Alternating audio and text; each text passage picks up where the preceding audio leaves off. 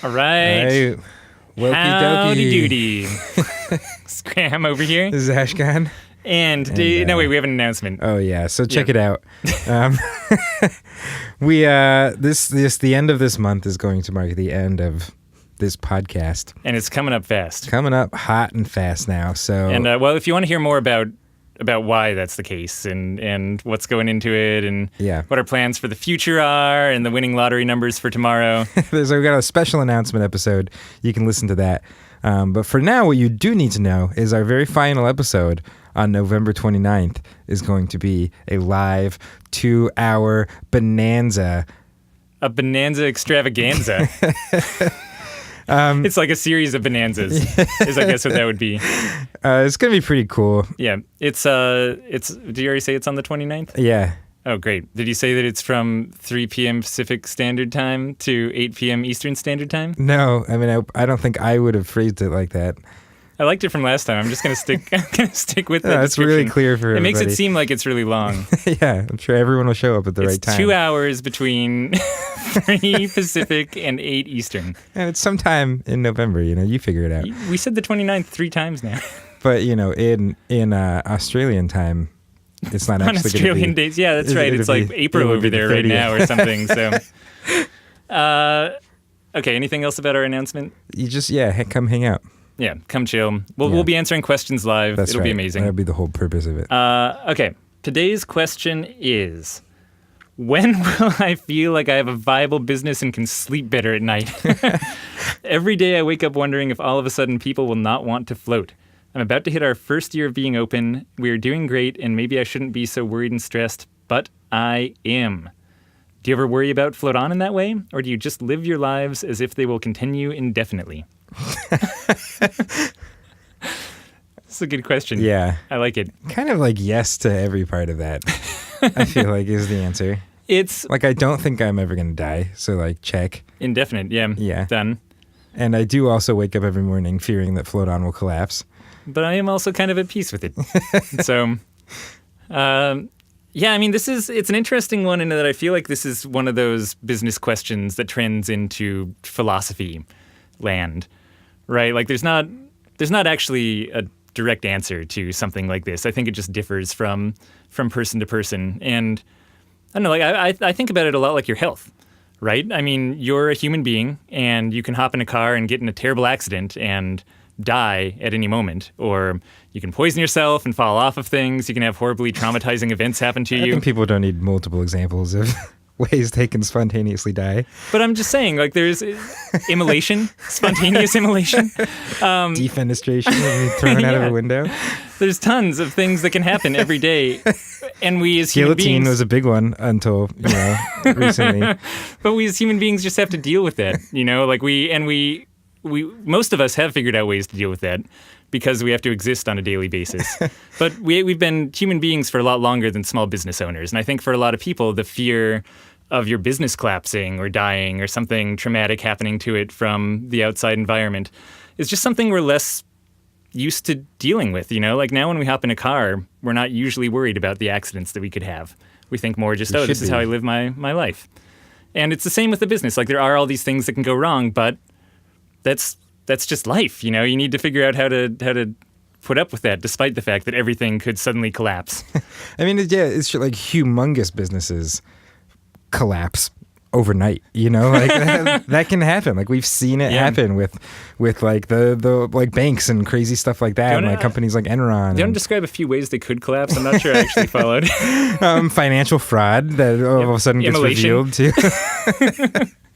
So I mean, like this isn't anything that any company is immune to, right? Like companies go out of business all the time, even humongous companies. In fact, companies tend to have shorter lifespans than humans do, right? So you should be more worried about your business than you are about your life. That being said, I mean, definitely you're more likely to go out of business earlier on than later on. Like as you grow your business, like when you become bigger and you've gone through more and you're able to like have better safety nets in place. And, you know, just as you're growing your company, you have a little bit more room to take a punch and still survive.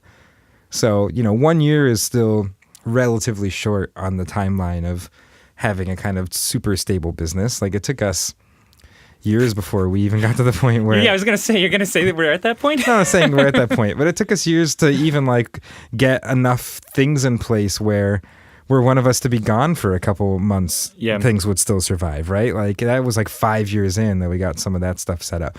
So things do get more stable over time as you decide to make them more stable. And I think you just become less risk averse as your business grows, right? For better or worse, yeah. Because at the beginning, you're like, you know, I'm all in. Like, let's just go and see if I can stay open another month. But like, as it gets longer, like, there's more people involved and there's more at stake. And there's also more stability that just comes from being a business that's been around for a while, right? Like, we have customers who've been floating with us for 5, 6, 7 years. And like, those people are like, you know, I feel a lot better knowing they're going to keep floating with us over the course of this next year than I would had we only been in our first year of business, right? Like, we just have some of the fact that you've been around for longer helps just naturally create stability in your customer base. So that's really like helpful too. I mean, I don't know. I don't wake up every morning feeling like... No. The nightmares have stopped, you know. But I don't know. I like, as much as things were in a very realistic sense extremely unstable for us to begin with, and there were like literally days where we were hovering around bankruptcy and just barely managed to make it out. The first year is a doozy for, like, I guess, you know, congratulations on getting past your first year too. Like, that's a huge milestone. It is not an easy job running a float tank center for the first year. Definitely not. But even at that point, when realistically I probably should have been very concerned that we were about to go out of business at any moment, I kind of wasn't then either. Because mellow people is part of that. It was mellow, and I think we're really headstrong too. Like, we were just ready to be like, you know, if something came up, we'd just be like, fuck it, like, we'll figure this out, and we would just power through. Yeah. And so part of it definitely is that mentality. Like, businesses oftentimes fail when people just decide to, like, it's just not worth their time anymore. Yeah, right. For sure. Like, there's less cases I know of like some random thing happened and catastrophic overnight failure happened to a small business, as opposed to, you know, it's just been like months and things. The grind, and it's not profitable, and there's a slow loss of money, and you're cutting into your personal funds and self-immolation. Keep it up. A lot of things to worry about, but you know, don't get like complacent or something. You know, with marketing, you always got to keep up that hustle, like we've talked about, and keep fanning the fire. Yeah, and if our answers seem again a little vague and like less tactical this time, it's like this is a philosophical question fundamentally. Is like, how do you deal with the uncertainty of the environment? And I will say it gets easier over time, and I don't know, I guess with like mental viewpoint too, something that I've always held in mind is that Float On could just totally collapse. And I would have been happy for us having tried it and for what we accomplished up until now. And it's still true. Like, even if it collapsed tomorrow, like, that would be a truly hard blow. And I'd still just be so happy that we got to serve floats for so many people and that we learned so much along the way and had all these experiences. And I guess being okay with the end makes the journey a lot more pleasant. And, you know, your business is going to fail at some point in the future. Like, your business is not going to be the only business that ever goes on forever. So, you know, what's really the difference between Coca-Cola out there tomorrow and kicking it 300 years in the future? Yeah.